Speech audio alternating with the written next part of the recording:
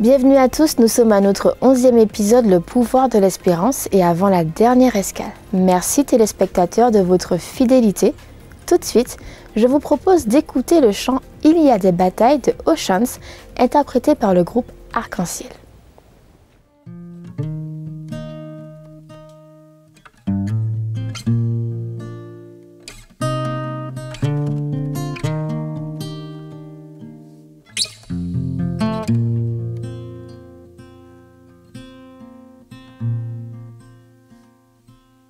Il y a des batailles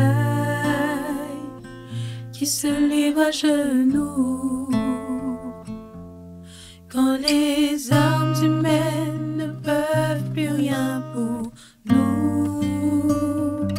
Inclinés devant Dieu, humiliés et soumis, sa force devient nôtre et nous vivons sa vie. Éternel, ta présence me fortifie. Dans mes combats, tu te montres en héros. À tes pieds, à jamais je resterai. Prosterné, je t'adore.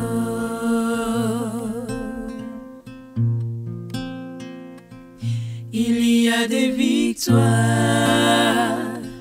qui s'obtiennent à genoux quand les larmes et les cris n'ont rien pu faire pour nous. Ayant pour ultime choix de tout abandonner à celui qui pour nous a déjà tout gagné. Éternel, ta présence me fortifie. Dans mes combats, tu te montres en héros. À tes pieds, à jamais je resterai. Prosterné, je t'adore. Éternel, ta présence me fortifie. Dans mes combats, tu te montres en héros. À tes pieds, à jamais je resterai. Prosterné, je t'adore. À jamais prosterné, à tes pieds, oh mon roi, je t'adore. À jamais prosterné, à tes pieds, oh mon roi, je t'adore. À jamais prosterné, je t'adore.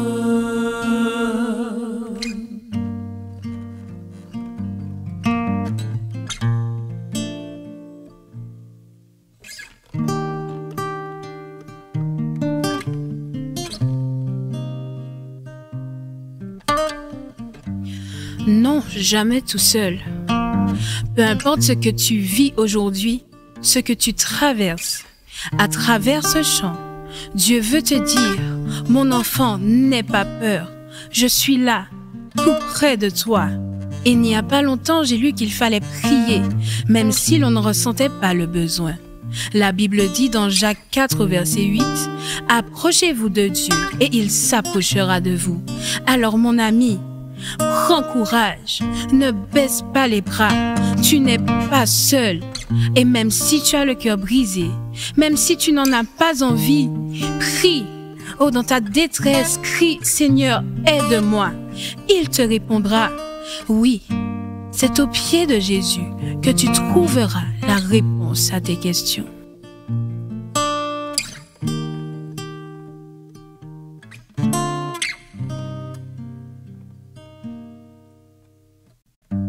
Tu m'appelles par de l'océan, dans l'inconnu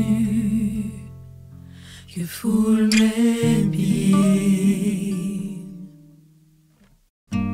Et là, je te vois dans ce mystère, dans l'abîme, ma foi demeure. Et j'invoquerai ton saint nom, les yeux fixés vers l'horizon. Dans les tempêtes, tu me prendras dans tes bras, car tu es mien, je t'appartiens.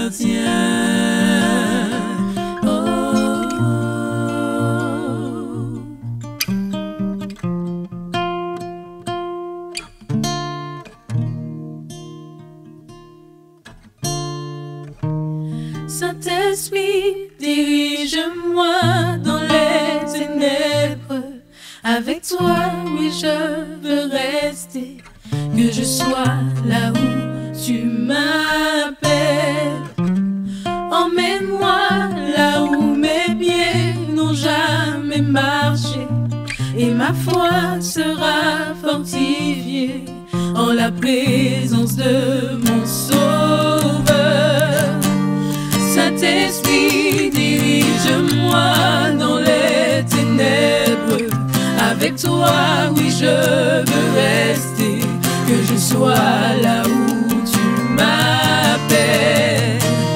Emmène-moi là où mes pieds n'ont jamais marché. Et ma foi sera fortifiée en la présence de mon Sauveur.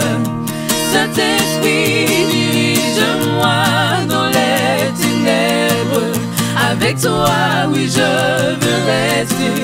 Que je sois là où tu m'appelles. Emmène-moi là où mes pieds n'ont jamais marché. Et ma foi sera fortifiée en la présence de mon Sauveur. Saint-Esprit, dirige-moi dans les ténèbres. Avec toi, oui, je veux rester. Que je sois là où tu m'appelles. Emmène-moi là où mes pieds n'ont jamais marché. Et ma foi sera fortifiée en la présence de mon Sauveur éternel. Ta présence me fortifie. Dans mes combats, tu te montres un héros. À tes pieds, à jamais je resterai. Prosterné, je t'adore. Éternel, ta présence me fortifie. Dans mes combats, tu te montres un héros. À tes pieds, à jamais je resterai. Prosterné,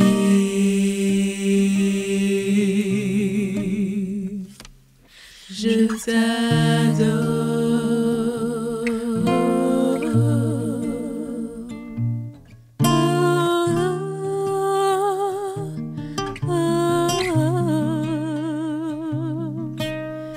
Oh, oh, oh.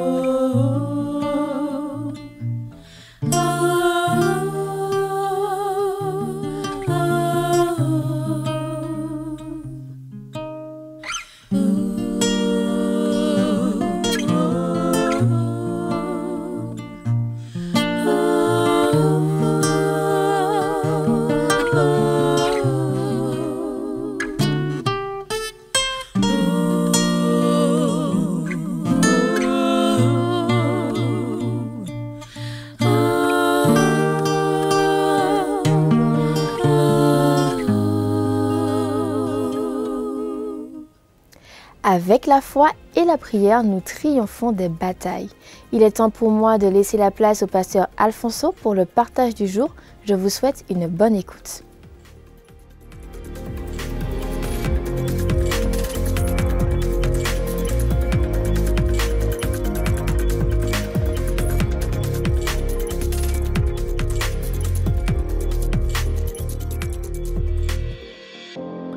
Pour convaincre son armée qu'elle aurait la victoire sur le peuple de Dieu, l'un des rois de Syrie, nommé Ben-Hadad, fit circuler ce message qui s'est avéré plus tard être un fake news. Le Dieu d'Israël, avait-il dit, est un Dieu des montagnes et non un Dieu des vallées. Donc si on attaque Israël en montagne, on est certain de perdre. Si on l'attaque dans une vallée, on peut gagner. Alors, livrons bataille dans la vallée d'Aphek. Sa stratégie fut mise en échec et 100 000 soldats syriens furent tués ce jour-là. 100 000 parce que le roi avait fait circuler un fake news. J'ai eu l'occasion de lire un récit tragique au sujet d'un garçon diabétique de 11 ans qui est mort parce que ses parents avaient adhéré à une croyance religieuse selon laquelle la maladie n'est pas réelle, la maladie n'existe pas.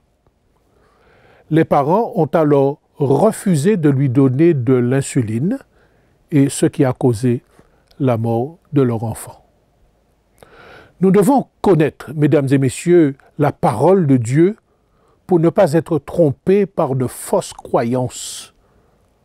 Car la foi vient de ce que l'on entend, et ce que l'on entend doit venir des Saintes Écritures. La foi vient de ce qu'on entend, mais ce qu'on entend doit venir des Saintes Écritures. Jésus nous adresse quelques recommandations. Je vous invite à considérer avec moi Matthieu chapitre 24, verset 5, verset 11 et verset 23 à 26. Matthieu 24, 5, 11, 23 à 26. Car plusieurs viendront sous mon nom disant « C'est moi qui suis le Christ » et ils séduiront beaucoup de gens. Plusieurs faux prophètes s'élèveront et ils séduiront beaucoup de gens. Et au verset 23 jusqu'au verset 26, si quelqu'un vous dit alors « Le Christ est ici » ou « Il est là », ne le croyez pas, car il s'élèvera de faux Christ et de faux prophètes.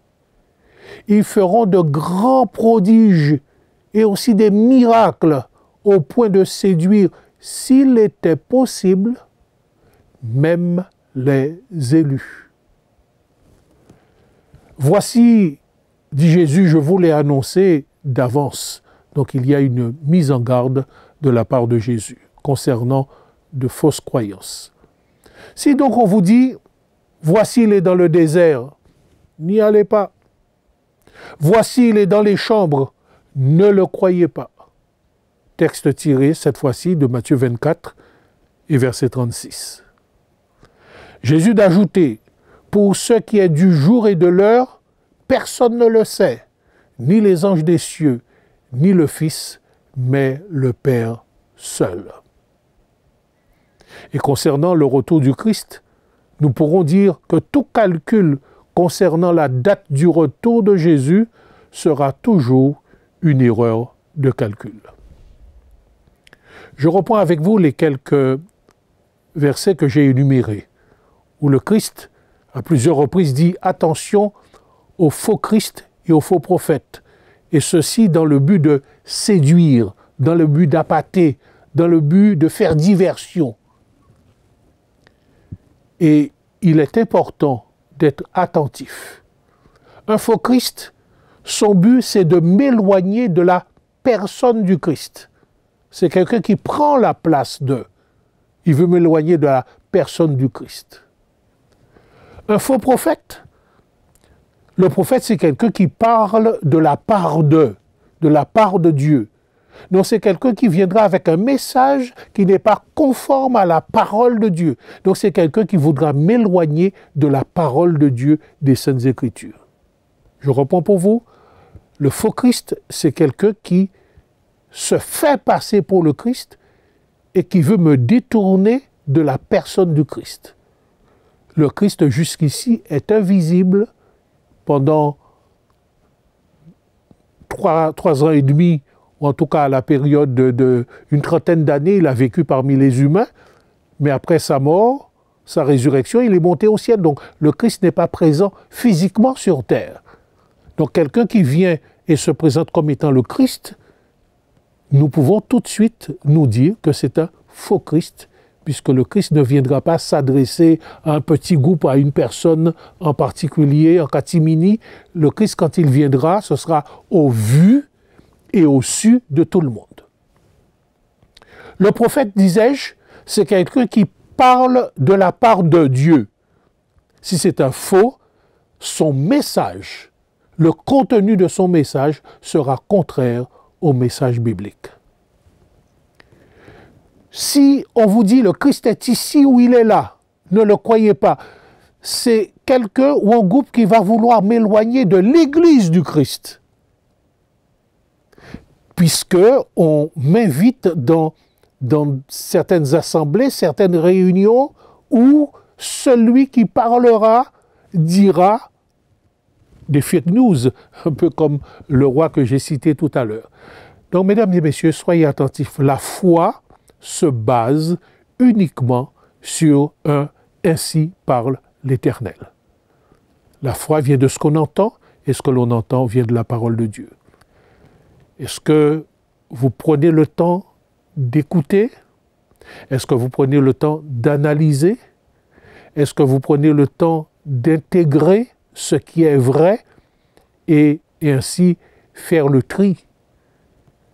Faire le tri entre ce qui est dit et ce que la Bible veut dire. Je crois qu'il est important pour nous d'être attentifs aux recommandations de Jésus. Nous sommes dans une période que la Bible appelle la fin des temps, et plusieurs viendront sous le nom de Christ. Il y en a eu par le passé des hommes et des femmes, qui se sont présentés comme étant le Christ. Il y en a encore aujourd'hui. Faisons attention. Je comprends que nous avons besoin de sécurité, nous avons besoin d'une forme de proximité. Et certaines paroles viennent nous réchauffer, nous réconforter. Parce qu'on se retrouve dans une assemblée où on a véritablement le sentiment que le Christ est présent. C'est un sentiment, c'est une émotion. Mais l'émotion et les sentiments, ou les sentiments et les émotions ne constituent pas la vérité en soi. Je reprends. Les sentiments et les émotions ne constituent pas la vérité en soi. La vérité sort de la bouche du Seigneur, la vérité sort de la parole de Dieu. Ce ne sont pas mes émotions qui doivent me dicter ce qui est vrai ou ce qui n'est pas vrai. Donc je vous disais que nous sommes dans un temps particulier et faisons véritablement attention pour ne pas nous éloigner de la personne du Christ, ne pas nous éloigner des enseignements du Christ, ne pas nous éloigner de l'Église du Christ, ne pas nous éloigner de la simplicité du message du Christ, ne pas nous éloigner de ce qui est du domaine du bon sens. Ça, c'est aussi important, du domaine du bon sens. J'évoquais en début de réflexion ces parents qui étaient dans la négation, dans le déni de la maladie, pensant que la maladie n'existe pas, ou d'autres personnes peuvent penser que dans ce monde où nous sommes, dans ce monde de péché, Dieu veut tout faire, Dieu peut tout faire, mais il ne veut pas forcément tout faire. Et de quoi qu'à tout moment, notre prière peut forcer Dieu à opérer un miracle. Et là, il nous faut faire aussi attention.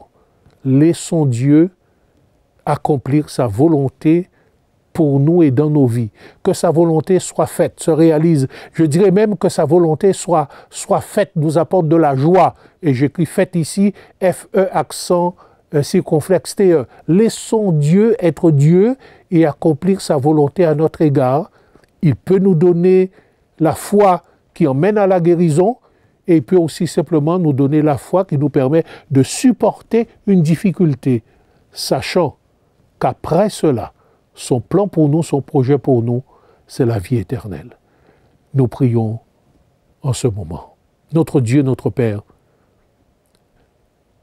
donne-nous une foi qui triomphe des séductions.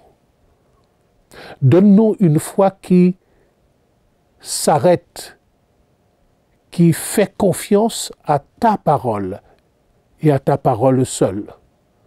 Donne-nous la foi nécessaire pour entendre, comprendre ce que tu nous dis et vivre d'après ce que tu nous dis.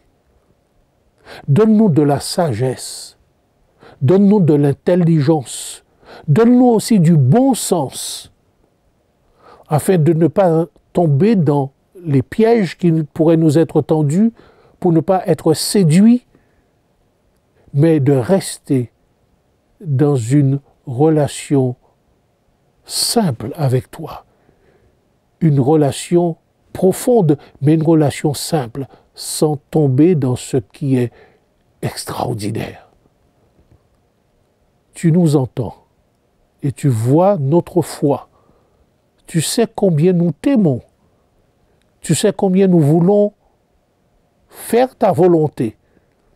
Alors donne-nous de rester dans cette volonté et qu'ainsi nous soyons épanouis et que nous tenions bon, que nous tenions ferme envers et contre tout. Nous prions ainsi et nous croyons que tu as entendu notre requête et que tu nous viendras en aide. Maintenant même. Cela dans le nom de Jésus. Amen. Amen. Nous sommes arrivés au terminus de cette escale. Merci de votre écoute et de votre fidélité chaque soir. Souvenez-vous, la foi triomphe toujours des séductions. On se retrouve demain pour une autre toute dernière escale de notre voyage biblique. Bonne soirée à tous.